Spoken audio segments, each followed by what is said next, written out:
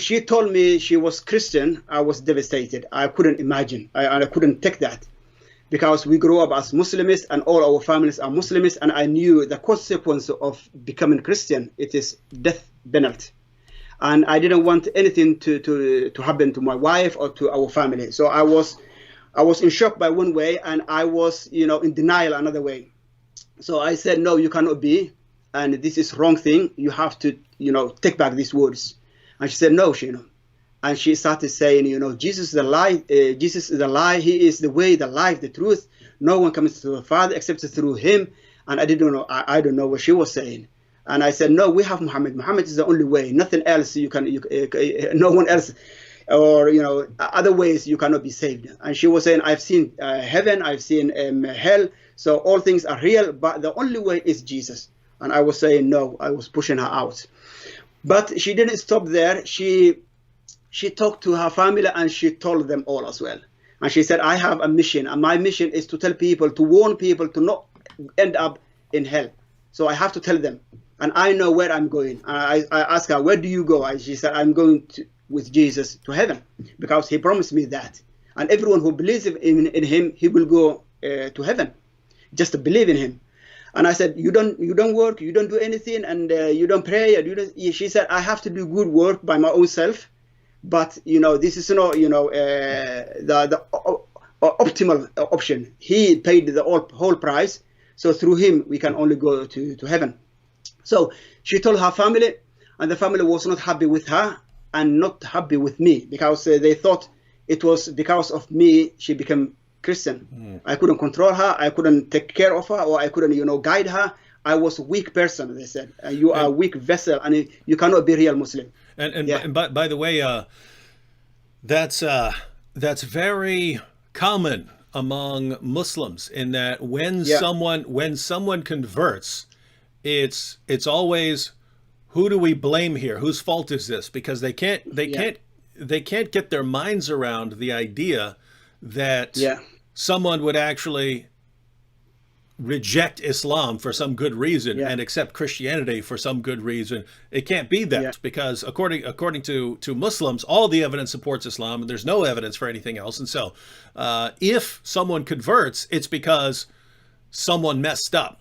And so when my friend Nabil converted to Christianity, it was so embarrassing for his parents that they actually moved. They moved to a different part of the country, because it was it's, if your son converted, then you must be bad parents. You must have been bad Muslim parents. Not, and notice it wasn't, wow, your son converted because you were good parents and you raised your son to pursue the truth wherever it leads.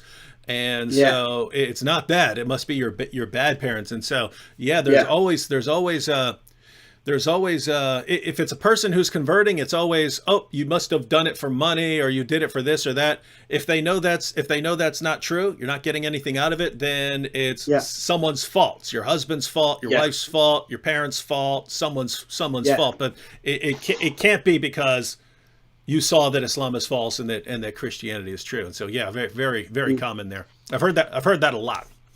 Yes, I was to blame that she became follower of Christ, but nothing else. Time being, Shania became strong in her faith. She was going to church. I was rejecting first that she would go to church. That was part of persecution. I was telling her always, you cannot be a Christian, you are Muslim, and you cannot go to church. And you cannot take our children to church. You cannot make them Christian either. So I was defending her by one way, but I was against her another way. I was defending when the family attacking her. I was defending her. But when we were alone, I have to attack her as well by calling her names, or, this is a man-made religion. I was taxi driver. I'm taxi driver. You see, Friday night, Saturday night, when I go when I drive in town, everyone is behaving like bad person and bad way. So you will be like them. They're all Christian, because we all Muslims, they think if someone is not a Muslim, they all Christian and they all do bad things. So that's what I thought. And she became strong in her faith by studying the Quran and reading the Quran and going to the chat rooms. Part of chat room, she used to go like just listening Sam Shamoun and Christian Prince and those apologetics, and they build her up, her faith in one way to be strong that no one can drag her back to Islam. And the other way, she was reading the Bible and she was going to church and she was watching Christian channels and something like that. And then evening time or nighttime, it was nighttime for us, but it was daytime maybe for you in America. She used to watch Muhammad or Jesus program that you were one of the panels, you and Sam Shamoun and Pastor Joseph. Yeah. So she used to write notes from you, and she used to come to me and telling me, they said see, and they said so, what about this, what do you think about that? When I see this notice, they were right, and it was holes in my religion, but I was defending myself because this is my religion, this is what I grew up into, and I am a man. I cannot show weakness, and I cannot show that I'm defeated, or I have to lean to what she's saying. I used to say these people are infidels, and I don't listen to infidels. But they can say whatever they want. But that, the notice she was taken from you, that you educating her, they were piling up my suspicion as well, or my way of living Islam by somehow. But I didn't know that time. But I was seeing there is holes in Islam, and I needed to know more about holes in the narrative. Holes. Yes. I don't know if you did you see the recent Yasser Qadi interview where he pointed out that the story that Muslims have of the Quran, he said there are holes in the narrative. And, yes, we adapted that video in Somali. Oh, that's language. One of the videos Anyone you dubbed. Who wants us to show in Somali language, we dubbed that. Yeah. There are holes. Yes. Yeah. But at that time I didn't know, and I was defending these holes. I was trying to mend these holes. To just defend my religion. So.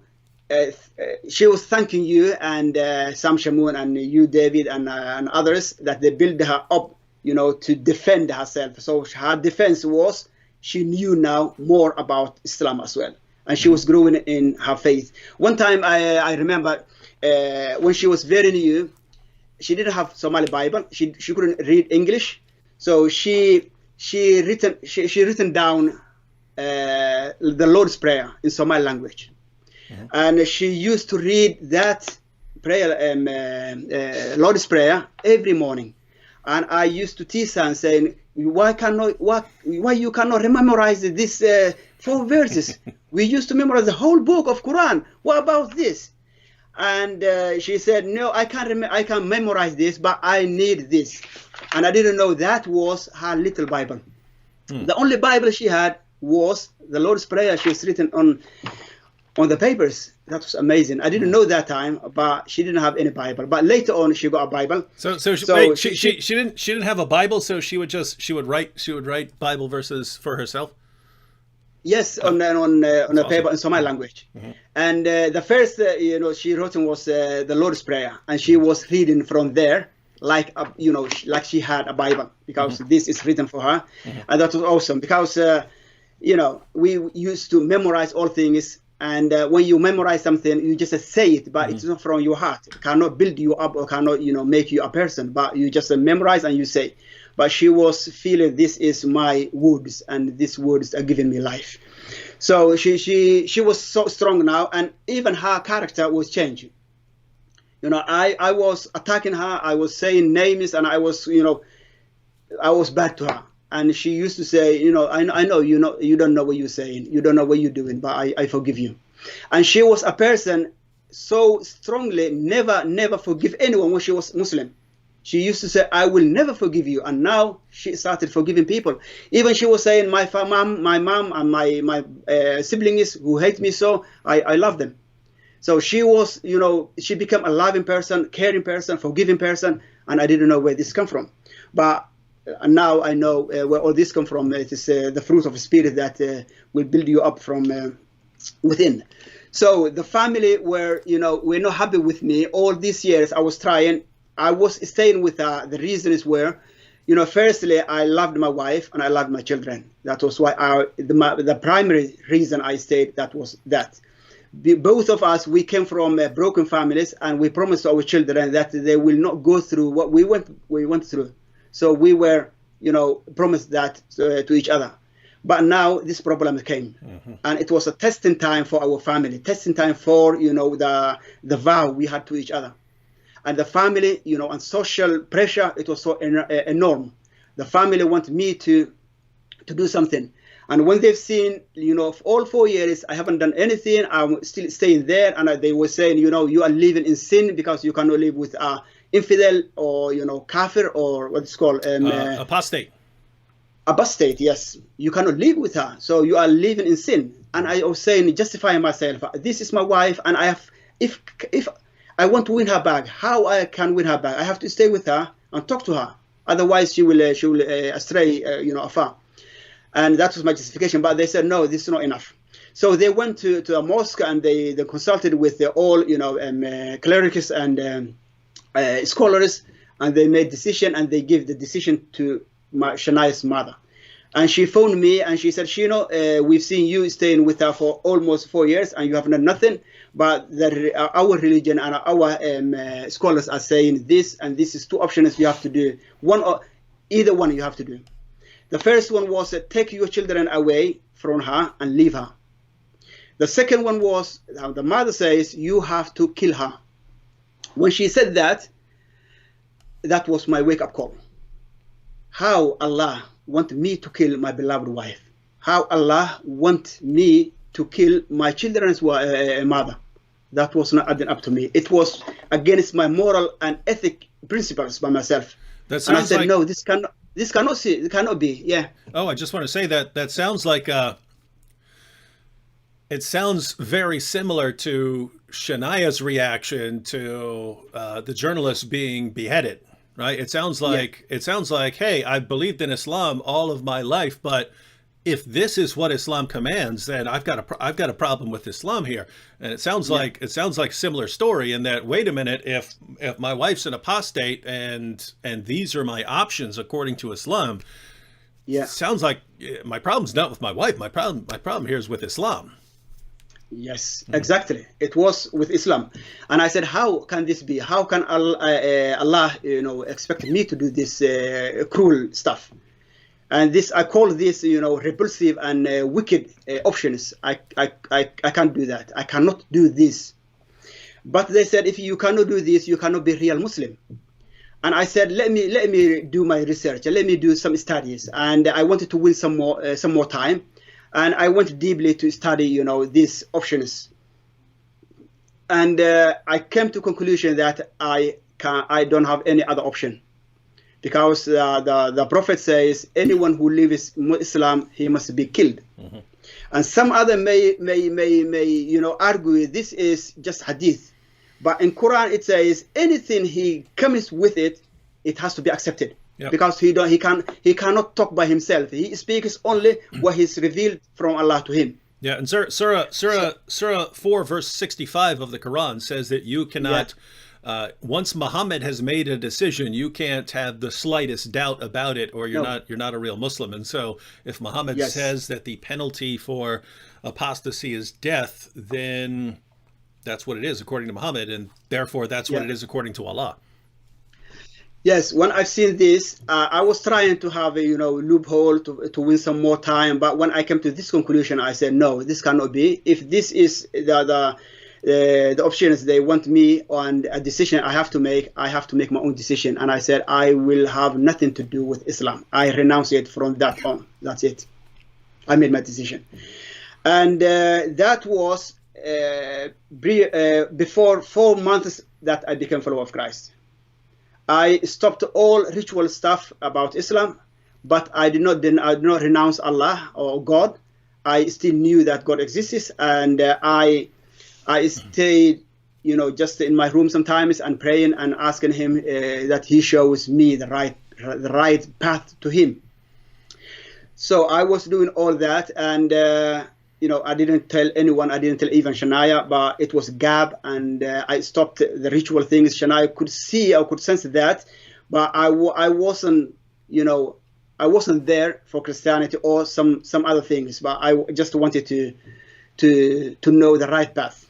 So Shania used to invite me to go to church with her when I allowed her to go to church. But she went to church. And many times she asked me to go to church with her. I said no, it's not for me. But when I renounced Islam, I started one time go to church with her just to see how they do and what they do. And I went in there. When I came into the church, I seen, it is different from the mosque. When you go into the mosque, you have to go and you have to sit down. Here, people are happy, people are free, they're hugging each other, they're having a cup of tea and talking. And I said, where is this? Is this a church? Is this a house of God? And Shana said, yes, these people are all my friends. And they were hugging and they were, talking and friendship and, family and all kind. And I ran and sat in a chair. I didn't want anyone to see me in the church, because I thought Muslims or other people I work with, they may come and see me there. I was afraid. I was sitting just there, my head down. And Shana was saying, come, let's have a cup of tea or coffee or something. No, I'm fine here. So I watched the first service. It was a service, wonderful service, worship song. The worship songs were wonderful and fine, but when it comes to Jesus, Son of God, that part was, harsh to me, and I wasn't, wow, this is something bad. But what they did was, the wonderful preaching, and they prayed for people. And when we left, I was still feeling, this is a wonderful place. This is a good place to be. But they are living in shirk. Allah cannot have a son, something like that. So that was my experience for a church. And then time went. Another wake-up call for me was when my daughter and my son came to the living room. They thought I was at work, and they were coming, running, and happily they were shouting, "Mom, can we follow with you to the church tomorrow?" When they see me, they were shocked, and I was shocked as well. What did you say? Are you going to church? You're not Christian. You are Muslims. When you grow up, you can decide which way you will go. And it was a very, very emotional time. They were both crying. My wife was crying, and I was in shock. I was banging the table and was saying, I have to leave you because you betrayed me. The children could not go to church. You make them Christian. How would this happen? And my daughter stepped up and said, Dad. She was crying, and I was in shock as well. She was crying and said, "Dad, don't leave. We love you, and we want you to be with us." And she read, she quoted a verse from the Bible. It was mainly Matthew 10:33. She said, Jesus said, if anyone denies me in front of people, I will deny him in front of my heavenly Father. We're not denying Jesus, Dad, but we love you. Don't leave us. And I said, that's it. I have to go. And I was so angry that evening, but luckily I changed my mind. I didn't go. I stayed. Then time went. One day when I was sitting in my car, I was taxi driver, sitting in my car, and I was hungry and I wanted to eat my breakfast. I had some sandwich in my glove box. When I opened there, I found a Bible there, little Bible, and a sandwich. That little Bible ended up there more than 100 times. Evening time, I take it out. Shania will put it there. She was hoping he will read one day. That's her wish and her hope. And when I've seen this Bible and I was hungry, I thought, give a go this. And I took the Bible out. And before I opened the Bible, I prayed short prayer. And I said, Lord, if you are the Lord of this Bible, show me something which can change my life. Something that, that I believe that you are the Lord of this book. I will follow you. And I opened the Bible then, randomly just opened the Bible. When I opened the Bible, I came to John chapter 8. John chapter 8, verse 1 till 11, it is a history about a woman who was caught in adultery. Mm-hmm. When I've seen that, I remember this, similar history is in Islam. And I knew how that ended up. Yep. It ended by the woman was stoned to death. Stoned to death. Mm-hmm. Stoned to death, mm-hmm. Because the merciful prophet, he said, go and have your child. When she came back, and he said, let him be a person first. When you finish giving him milk, and then she came back, and that was the time she was stoned. And that's the reason the Muslims still stoning women and those who was committing adultery. So that was in my picture and in my mind. And I was sensing this will end will end similar, maybe it is just like the Bible or like Quran. Okay, let me see, let me read. When I started reading, and the Pharisees came and asked Jesus, this woman was caught in adultery, and the law of Moses commands us she must be stoned. What are you saying here? When I read that, I was expecting something similar to the Muslim woman in that narrative. And Jesus, stood down, and they talked more, and they were testing him that they could find something to accuse him. And later he stood up and he said, any one of you who never sinned, let him throw the first stone to her. That was eye-opening to me. And no one stoned her, and everyone left the place. And Jesus and women left there, and he asked her, where are your accusers, lady? When he was saying that, I was picturing as well, Jesus in Quran, he was sinless, and he was a human being. Mm-hmm. And I was thinking he could stone her. Why didn't he do? And I was picturing even this woman, she was there, and her life was in the hand of Jesus. What he says will be done. And maybe she was expecting the first stone will come now or later, and she was so dependent on Jesus. And in my sense, I was saying why he didn't stone. And the verse comes, he says, I will not accuse you, lady. Go your way and sin no more. When he said that, I felt love in the ending here, because I was seeing love, forgiveness, mercy, grace, and Jesus there. Woman, she was alive. And remember, the other side of Islam, she was killed. Life and death. That's the picture I had. In Islam, you have death. In Christianity, you have life, grace, and mercy, and loving Jesus. And this was a history which ended in a wonderful way. But I wasn't so convinced yet. I wanted to know more about Jesus, because I was taught that he was just a prophet. He was a man like us. He was a slave of Allah. He can do nothing without Allah. And he said, who is this Jesus? I asked that question. Who is this Jesus now? And then verse 12 says, Jesus himself says, I am the light of this world. Anyone who comes to me will not go under the dark, but will have the light of this world. And then the flash came back. In Quran, I knew, and Islam, one of Allah's name is An-Nur, light. Not only that, in a verse, I think it's a verse 24, Surah 24, verse 35, something like that. He says, Allah is the light of the heaven and earth. Mm-hmm. And Jesus claiming now, he is the Nur. No one can claim that he is the light, because the light is only Allah, God is light. And I felt now he is claiming God. How can this be? Because I was taught that he was just a mere person and slave of Allah, and now he's saying, I am the light. Not only that, if you come to me, I will give you this light of the world. I loved him, and I loved what I was reading, but still I was not convinced. I read some more verses, and I came to this verse 24, where Jesus says, you will die in your sin. If you don't believe that I am, you will die in your sin. This was not only a verse, but it was a personal verse to me, and that was when I was seeing just a vision and conversation with Jesus I had.